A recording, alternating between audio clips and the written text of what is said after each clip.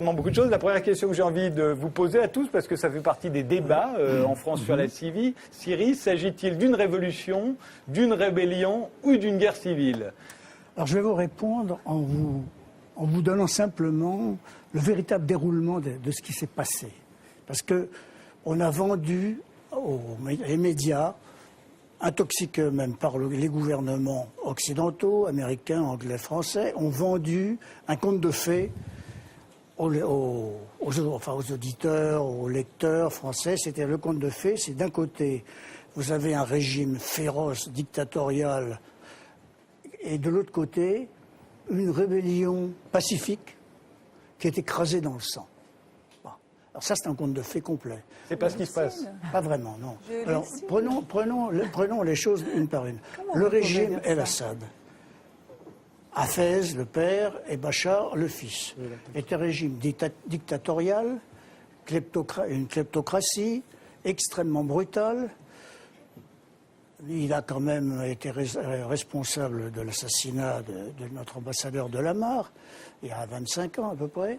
Mais depuis de nombreuses années, les rapports avec la Syrie étaient excellents. La preuve, qui a présidé au défilé du 14 juillet 2008 sur les Champs-Élysées, le président Bachar el-Assad. Et je ne crois pas qu'il soit venu de force. Bon. Question qu'on m'a posée, moi, des gens à Beyrouth, des gens proches du régime syrien, ils m'ont dit, mais qu'est-ce qu'on vous a fait? Pourquoi vous vous déchaînez contre nous? Bon. Alors, je reviens au récit réel. Tout a commencé dans une petite ville qui s'appelle Deraa, où des frères musulmans syriens ont mis le feu à quelques bâtiments publics, se sont rebellés, comme les frères musulmans se rebellent régulièrement en Syrie. Ils avaient été massacrés par le père de Bachar, c'est-à-dire Hafez el-Assad. Il y en avait eu 20 000 de tués à peu près dans les années 85. Et là, ils ont recommencé. Bon. La répression a été féroce parce que le gouverneur s'est affolé et a appelé l'armée. Première faute du gouvernement syrien. Bon. Là-dessus, les frères musulmans se sont tournés vers le Qatar. Et les frères musulmans, le Qatar, comme vous le savez, finance, aide et sponsorise les frères musulmans en Tunisie, en Libye, en Égypte et en Syrie. Bon. Donc le Qatar a commencé à envoyer des armes, des hommes, de l'argent pour nourrir cette rébellion de l'extérieur. Et petit à petit, on est arrivé à un affrontement entre d'une part une armée régulière, qui est l'armée du régime, et d'autre part des groupes insurrectionnels qui sont formés à la fois de déserteurs de l'armée syrienne, ce qu'on appelle l'armée syrienne libre, de citoyens, si vous voulez, sunnites, parce qu'il ne faut pas oublier que la Syrie est peuplée à 70% de sunnites et à 30% d'alaouites, de chrétiens, de druzes, de kurdes. Bon. Ce sont les alaouites qui sont au pouvoir. Qui sont au pouvoir depuis 72, tout à fait. Bon, donc... Il y a les Druzes aussi. Et les Druzes, je viens de les citer. Et les Druzes. Donc tous ces gens-là, il a commencé une insurrection nourrie de l'extérieur via l'Irak, via la Turquie. La Turquie, maintenant, a mis quand même, se rend compte qu'il ne faut pas quand même trop remuer la merde. L'Irak, l'ouest de l'Irak est tenu quand même par les djihadistes et par les sunnites. Donc bien que l'Irak ait un gouvernement pro-chiite, à l'ouest, le gouvernement n'a pas beaucoup de poids. Donc aujourd'hui, nous sommes dans une situation en forme d'impasse. D'un côté, il y a une armée régulière qui a des blindés, des hélicoptères, des chars, des avions, qui empêche l'insurrection telle qu'elle est aujourd'hui, qui ne dispose que d'armes légères, de calage, de RPG, renforcées par des équipes djihadistes qui font les voitures piégées, et qui ne peuvent pas les éradiquer. Donc la situation est bloquée. Attendez, et de l'autre côté, on a des gens, ce qu'on appelle en gros l'armée syrienne libre, où vous avez un peu de tout, vous avez des Syriens, vous avez des gens qui viennent de Libye, qui viennent d'Algérie, qui viennent d'Irak, vous avez tout Al-Qaïda qui se déverse de plus en plus. Je cite le témoignage d'un médecin Un chirurgien qui opère actuellement à Alep, qui est venu d'ailleurs sur votre plateau, qui disait il y a 4 jours, on voit de plus en plus de djihadistes avec le drapeau noir et le verset du Coran brodé sur le drapeau. Donc, eux ne peuvent pas. Ils tiennent une ville, ils tiennent un quartier pendant un jour, 1 heure, 1 jour, 2 jours, 3 jours, puis ils ne peuvent pas résister aux blindés, ils ne peuvent pas à l'artillerie. Donc, on est dans une situation qui va évoluer très lentement. Voilà. Alors, voyons les autres visions, parce que c'est la vision de Gérard de Villiers. Florence Aubenas, vous y étiez cet été. Alors, j'y étais cet été. Vous partagez la vision de Gérard de Villiers? C'est-à-dire que, pas tellement, non, parce qu'à vrai dire... Ça aurait été étonnant, ça aurait été c'est vrai. En fait, quand on approche cette armée syrienne libre, alors, pour bien vous expliquer les conditions de travail dans lesquelles j'étais, c'est que moi, je n'ai pas de visa pour la Syrie, pas de visa officiel.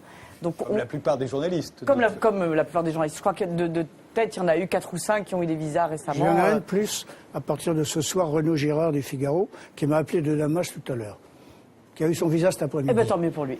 Tant mieux pour lui. Je sollicite aussi le mien, j'aimerais beaucoup l'avoir également. Il y en a très peu. Il y en a très peu.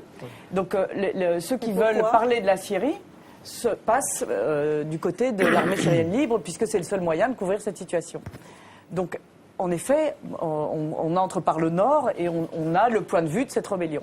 Donc pendant plus d'1 mois, j'ai fréquenté, j'étais vraiment au cœur de cette rébellion. Non, mais attendez, vous êtes une grande journaliste. Hein. Ouais, le problème n'est pas là. Vous êtes une vraie journaliste. Non, mais je voulais expliquer la façon dont on travaille. Et donc, vous faites la liste de tous ces gens qu'on aurait vus, des djihadistes, des Irakiens, des Algériens, etc. Moi, j'ai pas vu tous ces gens-là. J'ai pas vu tous ces gens. Il n'y a de pire sourd que celui qui ne veut pas entendre. Moi, je vous raconte ce que j'ai vu. Donc, oui, voilà. Donc, je n'ai pas vu ces gens-là pendant plus d'1 mois où j'étais là. Et c'était la question lancinante de toutes les rédactions parisiennes et occidentales en général, puisqu'on avait des collègues dans le... En tout cas, je ne voudrais pas vous couper, une. mais je vous signale que vous avez quand même eu 2 ou 3 reportages sur France 2 qui montrent les djihadistes. Mais je peux finir ma phrase? Je vous en prie. Moi, je l'ai vu, j'ai pas regardé France 2. Donc, moi, j'ai regardé ce que j'ai vu avec mes yeux à l'endroit où j'étais. Donc, c'est vrai que moi, je n'ai vu aucune de ces personnes. Je n'ai vu que des Syriens de Syrie qui étaient là. Et l'organisation même de ce que j'ai vu, donc c'est vraiment une zone entière qui est libérée, etc., dans laquelle les gens sont organisés par village. Donc, il y a très peu de place pour mettre des gens qui viendraient d'un autre pays, d'une autre. Ça veut dire qu'il faudrait qu'il y ait des camps avec des Algériens, des Irakiens, etc. Là, les gens, ils vivent dans leur famille, ils ne vivent pas dans une caserne. Donc, le village lève sa propre troupe, qui défend son propre village, et qui, de temps en temps, va donner un coup de main au village d'à côté. J'ai lu vos papiers. Et je n'ai pas vu de troupes allant et venant, arrivant d'un autre pays, avec des armes mirifiques payées par le Qatar. Ah non, j'ai vu des gens. Je termine encore une deuxième phrase, s'il vous plaît. Il n'est pas possible, moi je me permets de... Mais non, il ne se permet pas. Vous me corrigerez tout à l'heure. Il n'y a pas d'armes mirifiques, il y a du calage, du RPG. Il n'y a pas d'armes. Mais ils ont très peu d'armes du tout. Non, mais on ne peut pas dire à la fois. On peut pas dire à la fois. Ça fait combien? Ça fait 30 ans? C'est terminé, Florence Aubenas. J'en ai pour 2 secondes. Voilà, c'est terminé, Florence Aubenas, je vous donne la parole. Après, voilà. Donc c'est vrai qu'on ne peut pas dire à la fois c'est aidé par le Qatar, l'Arabie Saoudite, la Turquie, etc. et voir 3 types en claquettes, parce que c'est vraiment ça, courir derrière des chars et essayer de ne pas se faire taper par un hélicoptère au ciel. Non, pas tout de suite. Mais c'est pas vrai. Mais attendez, il y a un vrai problème. Vous êtes en train de raconter un conte de fées. Et les blindés syriens, c'est les hélicoptères. Ils les abattent comme au lance-pierre. Alors, laissez terminer Florence Aubenas. Donc moi, je vous raconte ce que j'ai vu, et c'est ça que j'ai vu. Et encore une fois, quand on parle d'Al-Qaïda, Al-Qaïda, c'est un groupe dont on connaît les méthodes, qui font un certain type d'attentats, qui sont des attentats contre les civils. Il n'y a pas eu d'attentats en Syrie? C'est pas des attentats qui sont dans des marchés contre des civils. Ah non, non, c'est contre des services de renseignement avec des voitures piégées. Et M. Samaha, c'est qui alors? Comment on appelle des civils. Michel Samaha, qui l'ont trouvé avec... Est-ce que je peux... Donc, c'est l'instant où elle a terminé, je crois pas que je vous ai Florence Aubenas continue. C'est dingue, non? Non, c'est fou. Moi, j'attends que vous terminiez. Voilà, vous êtes trop gentil, c'est trop aimable. Voilà, quelqu'un d'autre veut terminer? Alors allez-y, Samtan. Voilà. Moi d'abord, je m'incline devant votre souffrance d'otage, honnêtement. Oh non. Non, c'est fini. Laissez-moi parler, s'il vous plaît. Ouais. Vous avez une phrase très belle, un alexandrin. Les médias rendent mal, attendez, l'image du réel, enfin, quelque chose dans ce C'est pas goût-là. grave, c'est pas grave. Voilà. J'y adhère. Mais vous voyez ce qui vous est arrivé en Syrie. D'ailleurs, j'ai lu tous vos articles. J'ai lu tous vos articles. On se rend compte de quoi? Que vous dites que c'est une filière, un réseau. Or, la région que vous avez visitée est occupée par une nébuleuse de groupes armés et on vous a, pour ainsi dire, fait visiter, c'était une visite guidée. On vous a montré, c'est vrai, un groupe de résistants pour qui j'ai beaucoup d'estime. Ce sont de pauvres gens qui d'après vos témoignages, n'est-ce pas? Mais vous dites vous-même ma vision réfractaire. J'aimerais bien. Je dis jamais ni ma vision réfractaire. Et juste, qu'on ne fasse pas un débat sur les articles de Somnas. C'est plus généralement. Je vous dis, est-ce que. Parcellaire. Excusez-moi, parcellaire.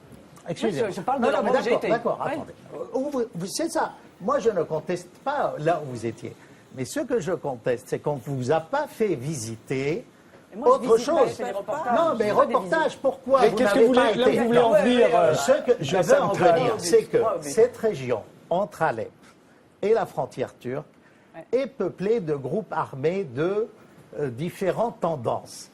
L'image des médias qui est entièrement erronée sur l'ASL, l'ASL n'est pas une. L'armée syrienne libre. L'armée syrienne libre est une nébuleuse de groupes armés où il y a beaucoup de djihadistes. Vous, dans votre reportage, vous avez vu, on vous a montré, n'est-ce pas? C'est comme, je vais vous donner un exemple. Moi, j'ai enseigné dans les banlieues parisiennes. Et j'enseigne maintenant à Henri IV. Quand on fait visiter aux gens, on fait visiter Henri IV. Pas à Chelles-les-Coudreaux, ni Fontenay, ni Aulnay-sous-Bois. C'est pareil là-dedans. On ne pouvait pas vous montrer des djihadistes, des Tchétchènes, des Somaliens, parce qu'on a d'autres témoignages. Je vous renvoie à Robert Fils qui, lui... Alors, ça c'est d'une part. D'autre part, vous avez toujours été extramuros. Vous le dites, je respecte. Mais quand vous êtes entré dans Alep, vous dites les quartiers ou des quartiers. Le les ou les des. Moi, j'ai un contact direct avec Alep par téléphone tous les jours. Je suis alépin d'origine, j'ai ma famille là-bas, j'ai enseigné à l'université d'Alep, j'ai beaucoup d'amis et je compare. Par exemple, je vais vous donner un exemple. Vous avez parlé de la bataille de Jdeïdé. Jdeïdé, c'est le vieux quartier chrétien né au XVIIe siècle. Il est mixte aujourd'hui. Il y a quand même l'évêché grec-catholique. Vous dites, c'est vrai, il y a une attaque, mais ils ont perdu cette bataille de Jdeïdé. Le jour même, moi, si vous le dites, Jdeïdé, dans votre article, je ne l'ai pas inventé. Élargissons le débat plus large que le... Non, mais vous voyez, c'est-à-dire cette vision, comme elle dit, c'est parcellaire, c'est vrai. Hein. Vous êtes, honnêtement, vous êtes un grand reporter, mais moi je crois que là c'était vraiment un petit reportage, pas digne de vous. Je vais vous dire pourquoi.